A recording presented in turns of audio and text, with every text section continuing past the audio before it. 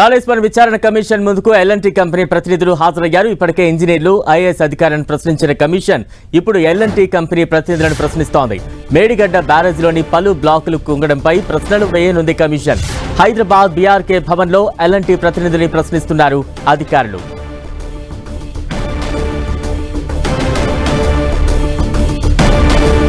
కాళేశ్వరం విచారణ కమిషన్ ముందుకు L&T company ప్రతినిధులు హాజరయ్యారు. ఇప్పటికే ఇంజనీర్లు, ఐఏఎస్ అధికారులను ప్రశ్నించిన కమిషన్ ఇప్పుడు ఎల్ఎన్టీ కంపెనీ ప్రతినిధులను ప్రశ్నిస్తోంది. మేడిగడ్డ బ్యారేజ్లోని పలు బ్లాకులు కుంగడంపై ప్రశ్నలు వేయనుంది కమిషన్. హైదరాబాద్ బీఆర్కే భవన్లో ఎల్ఎన్టీ ప్రతినిధుల్ని ప్రశ్నిస్తోంది కమిషన్.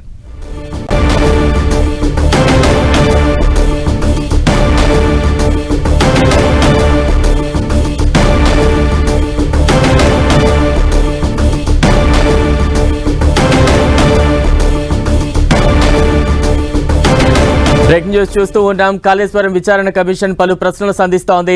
ఇప్పటికే ఇంజనీర్లు, ఐఏఎస్ అధికారులను ప్రశ్నించింది. ప్రస్తుతం ఎల్ఎన్టీ సంస్థను కూడా విచారిస్తున్న దృశ్యాలు అయితే మనం చూస్తూ ఉన్నాం. కాళేశ్వరం విచారణ కమిషన్ ముందుకు ఎల్ఎన్టీ కంపెనీ ప్రతినిధులు హాజరయ్యారు.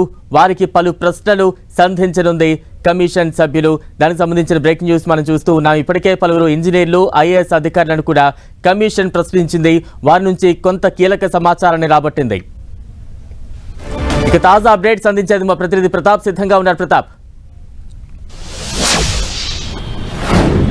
బలరాం, కాళేశ్వరం కమిషన్ విచారణ అయితే వేగవంతం చేసిందని చెప్పుకోవచ్చు. ముఖ్యంగా ఇప్పటి వరకు ఇంజనీర్లు, అదేవిధంగా ఏఎస్ అధికారులను విచారణ చేసిన కమిషన్ ఇప్పుడు తాజాగా నిర్మాణ సంస్థలను కూడా వరుసగా విచారణ చేస్తుంది. నిన్న నవయుగ సంస్థను విచారణ చేసిన సుందిల్లా బ్యారేజ్ కు మొత్తం కాళేశ్వరం సంబంధించి 3 బ్యారేజ్లు ఉంటాయి. మేడిగడ్డ, అన్నారం, సుందిల్లా, ఈ 3 బ్యారేజ్లు ఉన్నాయి. కాబట్టి దీనికి సంబంధించి 3 బ్యారేజ్ల నిర్మాణ సంస్థలను కూడా పిలిచి విచారణ చేయాలని చెప్పేసి నిర్ణయించింది. అందులో భాగంగానే ఈ రోజు మేడిగడ్డ నిర్మాణ సంస్థ అయిన ఎల్ఎన్టీ కంపెనీకి సంబంధించిన ప్రతినిధులను విచారిస్తుంది.